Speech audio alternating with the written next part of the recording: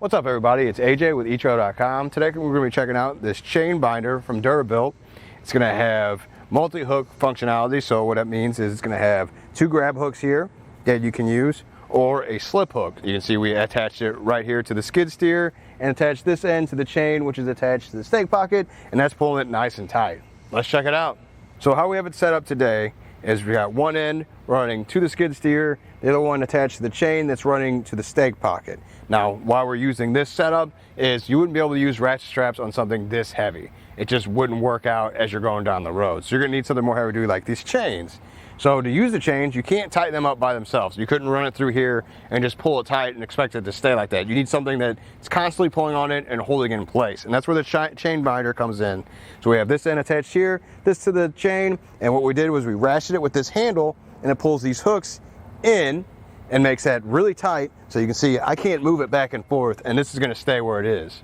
What sets this one apart from the other chain binders is the multi-hook system. So we got two grab hooks here, and you could go from chain to chain if you wanted to, or chain to stake pocket, whatever you want to use the grab hooks for, you could use that. But you have that added bonus of having the slip hook, which is going to go mainly on the loop of either a D-ring or on the piece of machinery you're hauling itself. So right now we have it run through here. It's got a good connection there, and it's going to bring that together to get that tension. So it's not just going to be chain. You can use it that way, but this is more of a direct connection, just pulling on there. Now let's see how it works. You got this part that's going to be called the barrel, and you got the two hook ends here, and this here in the center.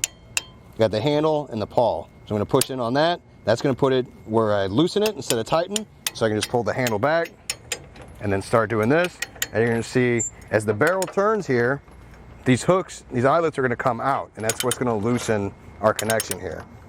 So you're going to see it's going from tight and starting to droop.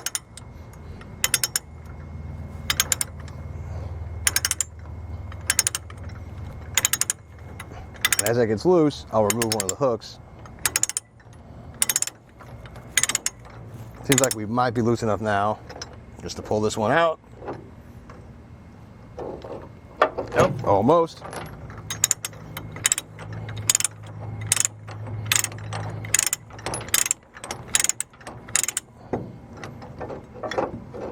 There we go. And that's easy to disconnect. Now to reconnect it, we're just going to do the same thing in reverse. Put our hook back into place, bring this back up, come back to the pawl, push down on that. Now it's in the tightened position. You want to make sure your other hook is there on the chain. We got the chain just slid right in there on the grab hook. It looks good right there. And then just go back to tighten it down. Now this time you're going to see that the eyelets are going to come in towards the barrel, and that provides that tension.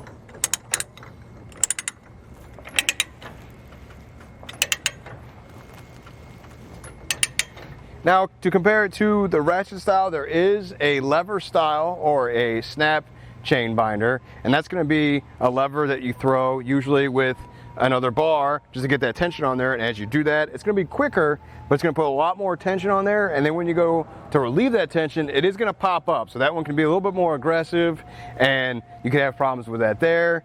This one, the ratcheting style, I like better just because you can go nice and slow. It brings that tension or relieves that tension. There's no pop-up or any danger.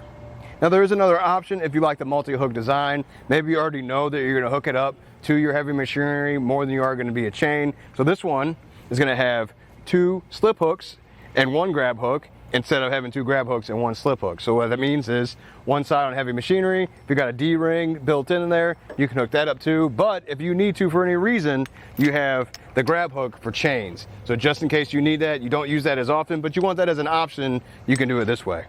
And if you're not interested really in the multi-hook design, you just want two grab hooks, then there are other options there with the ratcheting that involves the handle. So like one of them, you can remove the handle.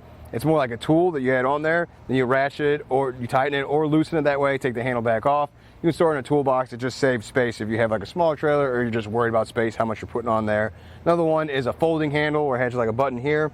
You push it on the side and the handle will fold down and out of the way. Again, saves you space on the trailer and when you're storing them, but they're just gonna have the two grab hooks. They're not gonna have the slip hook. Something else to think about is what exactly you're going to be hauling, because these chain binders do have weight ratings on there. So the safe working load limit on this one is going to be 15,000 pounds. And then the two grab hooks are going to be rated for chains of 3/8 of an inch all the way up to 1/2 of an inch. The slip hook is going to be 5/8 of an inch, and it's going to have a throat opening of 1 inch and 7/8. Another thing to think about is the weight rating on the chains, because when you get this all tied down, you want to make sure the chains can hold up to what you're tying down. So if the number does not match your chain binder, if it's a little bit below that, that's okay. You can still use those chains, but just make sure you go with that weight rating on the chain. So it's only going to be as strong as those chains are. You don't want them breaking when you're going down the road.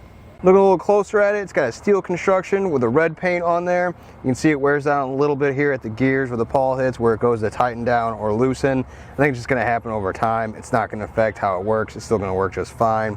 On the ends here, you're going to have zinc plated coating on all the hooks and anything exposed, and that's going to be on both sides.